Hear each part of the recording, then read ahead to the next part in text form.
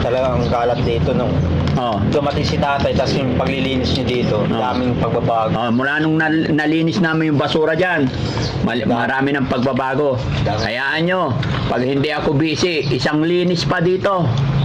Tutulungan namin kayo. Pero marami pa tayong priority, gaya ng sinabi ko, di ba? Maraming, naiintindihan ko din sa inyo na meron kayong mga gawain, mga mission, ganyan. Naiintindihan kayo.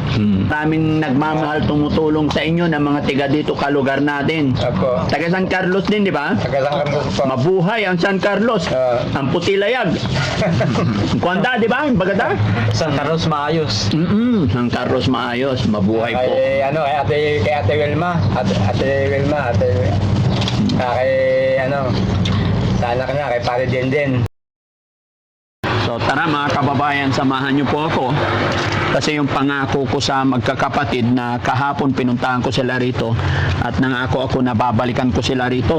Bagan medyo hapon na yung balik ko kasi kararating lang namin galing Manila. Samahan niyo ako mga kababayan.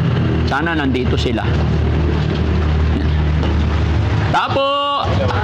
Hi! Oh, kumusta kayo? Ang init. Tay, kumusta? Mabuti po, mabuti. Ayan. Ay, lapag mo, Jessie. Salamat. Nandito na naman kami.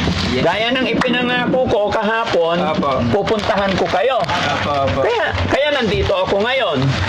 At sa init ng panahon, Masarap yan. naisipan ko kayong bilhan ng halo-halo. Kaya Jessie, bigyan natin sila tagi-isang halo-halo. Okay. Yan. Ay, Ano naman ang ginagawa nyo rito? Kumusta po? Ayos lang po. naglilinis-linis, hindi ko lang mabigla-bigla, Oh, dahan lang. tama yun, tay. Huwag natin mamadaliin, dahan-dahan. Kain tayo. Mainit ang panahon, maganda to, halo-halo. Yes, tay. Oh. At syempre, para masaya, para hindi na kayo nahihiya sa amin, sasabayan din namin kayo. Apo. Maghalo-halo rin ang team. Halo-halo. Para sa'yo, Gor. Sa mga tao din dyan, maghalo-halo din kayo. Oh. Mainit ang panahon, masarap ang halo-halo. Yes. Kumusta si Polivic? Okay naman po. Bali, ang namin, pagkatapos nito, kukunin po namin yung bike na nasa Kamiling.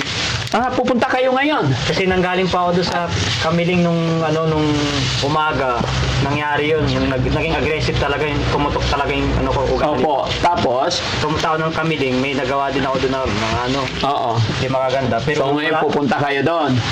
pupunta kami doon para kunin yung bike. Okay. Kasi gamit ko simula dito, papunta Kamiling bike. Oo, sabi ko na nga ba no? Okay. Ay, tapos hindi lang yan halo-halo. Ito pa. Oop, para may tinapay kayo. Ay, tinapay. Oo. Pero pang-almusal na to. Oh, ayan, may palaman din. No? Hindi. Yes po, tama ka, Polivic. Kumbaga, dinagdagan ko yung bibilhin ko para bukas ng umaga, may kakainin kayo. Kasi gusto ko tumibay, lumakas. No? Kain lang ng kain, Polivic. Ayan po. Ayan. Sige, kain. Sige lang tayo, kayo po para sa inyo yan. Huwag mo kami alalahanin. Palaman kayo, palaman tayo. Oo. Kamusta na naman po? Okay naman kami, kararating ko lang galing Manila. Dumating kami dito, alauna o alas 2. Alas 3 na. Kasi hindi pwedeng hindi ako pumunta dito kasi nangako ako na pupuntahan ko kayo, di ba? Opo, akala ko kahapon punta niyo dito. Hindi. Kasi kapag kahapon, kung galing kayo pa yung Manila, talagang nakakapagod yun. Opo. Yun nga, nabigla din ako na, muntik na kami din nabutan eh. Ay, bakit? Alis na sana kayo? Sana kami. Yung nakita ko kanina doon, may kinakausap akong barako ng motor na pagsasakyan namin. Yung kanina, yung pumunta ka sa kabila. Sabi din ng driver, maya-maya na kasi mainit pa. Ay, magkano arkila? Sabi ko, bibigyan ko na pa kayo ng 1K pang gasolina. 1K? Pumayag naman. Okay na. Kasi pakiramdam ko, kailangan kunin yung bike kapag di nakuha. Pakiramdam ko, ang bigat eh. Pag hindi mo nabawi yung bike mo, masama ang kalooban mo. Masamang kalooban. Opo. Hindi po pwede kasing, ano po tayo? Anong kailangan? Ito yung sinapin. Ay, Papalaman ko siya. sige, bigyan mo. Kaya, Halo-halo tayo mga kababayan kasi daming Mainit, sobra. Totoo po yan. Paano ramdam talagang init? Sige, sige. Hindi sa mga nagko-comment din na scripted to, walang script to. Purong natural po ito. Hayaan mo na yun, huwag mo na intindihin yun. Kaya kami nagpunta dito para kumustahin kayo. Gusto kong malaman kung ano yung mga ginagawa ni tatay para sa inyo. Hindi dandahan lang. Pero yun nga si tatay, parang nagbabawi siya na kung ano yung pakaramdam namin, sinusunod niya. Yun. Masaya ako dahil sa pamilya nyo dahil andito na si tatay, no? At hiling ko kay tatay na hindi na niya kayo iwanan. Tapos yung araw na nagalit ako sa inyo, talaga yung pakiramdam ko nun, hindi ko siya kontrolado. Pero nakikita ko yung ginagawa ko, kaya galit na galit ako nun. Sabi na lang natin sanib siya, Oo. possession. So wala nang maulit na ganun. Wala na, kasi kontrolado ko na. Para sabi natin, nasa loob ko siya, pero kontrolado ko. Yes. Pray ka lang, no? Dasal lang tayo. Kain tayo. Si Aljon, kumusta si Aljon tahimik? Ayos lang po. Ayos ka lang. Very good. Yan ang gusto ko kay Aljon eh. Tahimik na Halos tayo. kaalis lang po yung nagbigay po ng papag, kaalis lang po. Ay, may ay oo. Ayun po, dalawa po. Tapos itong lamesa. Kaalis lang po. Sino nagbigay? Ito po, bali kakilala din namin yon pero nakatira sa doon sa Sangkalo sa bayan doon nakatira. Salamat sa Panginoon. Napansin ko nga po mga kababayan, may tumating na dalawang papag at saka itong lamisa. Alam ko ang nagbigay niyan yung pinagbilhan din natin siguro o Senyora Swilma. Medyo magkamukha yung Oo. Ayan po. Okay. Tama-tama yung pagkakalagay. Sabi ko, doon kay Aljon, matulog yung isa, tapos dito yung isa, pagdating yung pangatlo. Okay. So ang problema na lang tay, Hindi siya mababa. mga pum, Yung po yung malambot. unan, malambot. Pero kahit po ordinaryong ganyan, okay na po yan. Okay na yan. Banig lang, ayos. Oh, pero kailangan natin banig kumot. Di ba? May Yan tumating po. dyan na banig galing dyan sa harapan. Nabanigan yung binigay yung Hindi sa banig, yung pom yun. Pum. Okay.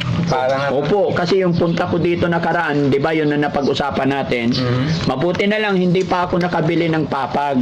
Kaya nga lagi akong pumupunta muna rito, tinitignan ko. observation.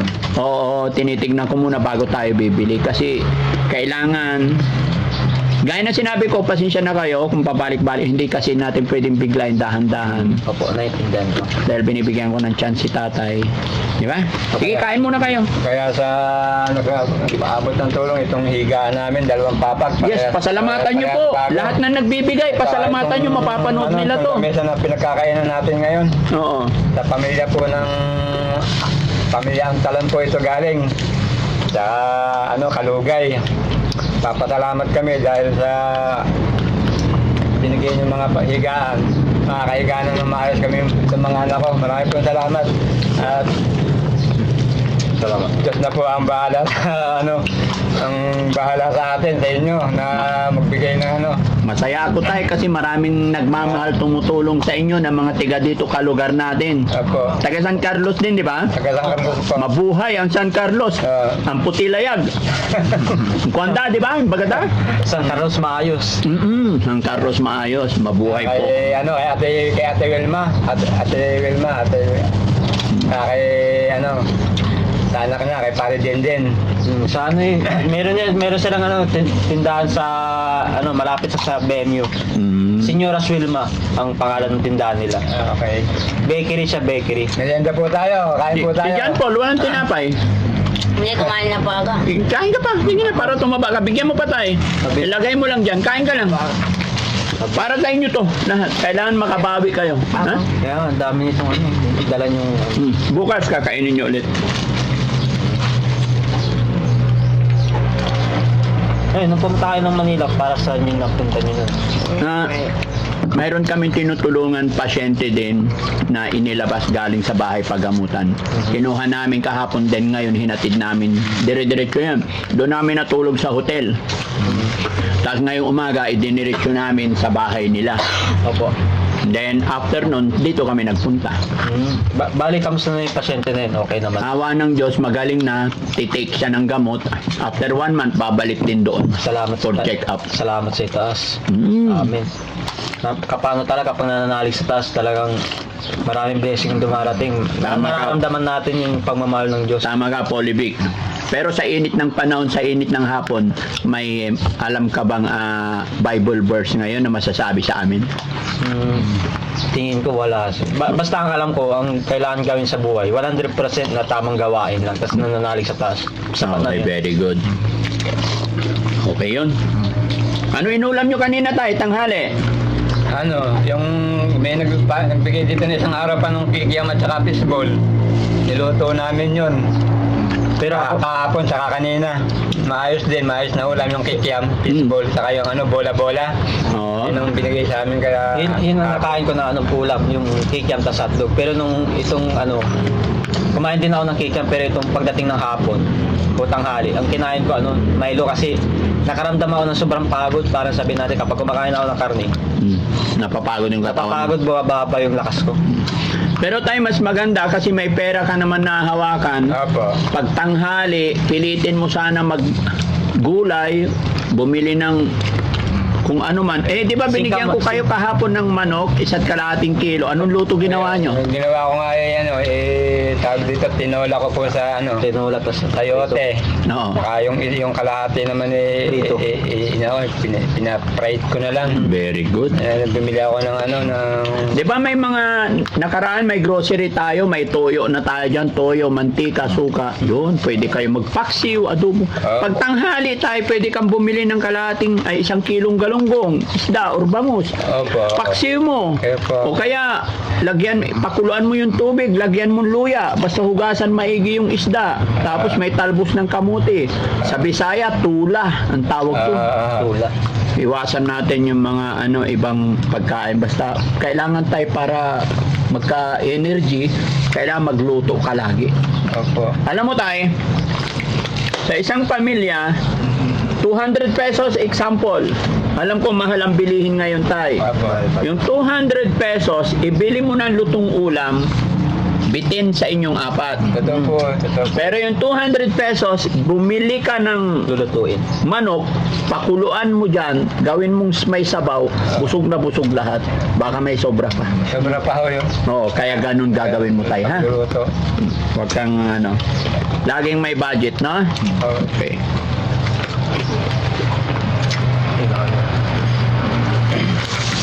Kayo, merienda tayo. Sige lang po, Hayaan mo yan mga yan tayo. Kaya nga yung halo-halo mo tayo, di mo kinakain. malaki na po siya namin. Ako po. Sabi nga ng anak ko, amin maraming dumarating na blessing. Kagaya nga yung kararating lang yung upuan eh. Oo. Kung... Unti-unti natin tayo. Kukumplituhin, ayusin. Opo. Ngayon dumarating yung mga ganyan, ang ayusin mo naman tayo itong lutuan mo dito. Tapos gagawa ka ng cabinet dyan sa taas para dyan nakalagay yung mga sandok, mga toyo. Yan. Ayan. Dyan niya. Dahil yung ninang ko nga dyan, nagbigay ng kalan kahapon din. Anong kalan? Yung 2 kalan doon na sabi niya, gagawan ko muna ng Nasa may chico. gagawan ko muna ako ng patungan para Oo, di ba? kasi Ang dami talagang naawa sa inyo, tay. Tulong-tulong. Basta masasabi ko lang, tay, pasalamatan natin yung mga tumutulong sa inyo. At the same time, tulungan din natin sarili natin, tay, ha? Tayo rin mismo ang gagawa ng paraan para maging maayos ulit ang bahay nyo. Opo. Ang dami ng pagbabago nung before, talagang kalat dito nung Oh. dumating si tatay, tapos yung paglilinis niyo dito, daming pagbabago. Mula nung nalinis namin yung basura dyan, marami ng pagbabago. Hayaan nyo, pag hindi ako busy, 1 linis pa dito. Tutulungan namin kayo. Pero marami pa tayong priority, gaya ng sinabi ko, di ba? Maraming, naiintindihan ko din sa inyo na meron kayong mga gawain, mga mission, ganyan. Naiintindihan ko yun. Naiintindihan ko yun. O yung ano ko lang din kapag ano, yung galing sa akin, di ba sa, yung nangyari dyan sa harap sa ating dalawa. Okay lang yun, wala na yun. Talagang ano yun, talagang naano lang ako nun. Naalala mo yun. Naalala ko yun na isa. Huwag mo na isipin yun, wala yun. Alam ko naman na hindi mo sinasadya yun, kaya tsaka kami, sanay na kami sa mga ganitong trabaho. Alam namin na hindi nyo gusto yun nangyayaring ganon. Alam namin na hindi nyo nakokontrol this time, kaya kami, todo, comfort, di ba? Hindi kami pumapatol. Yun nga, yun ang maganda na ano. Mm. Ako din kasi kaya ganun din ang ginawa ko para yung limitation, hindi kayo lumagpas sa akin. Mm-mm. Kaya ganun ang ginawa ko. Para paano din para sa inyo din yung ginawa ko na yun. Na nakikita ko sa inyo, nakokontrol niyo yung isang tao. Mm-mm. Na nakokontrol niyo yung emotion, ganyan.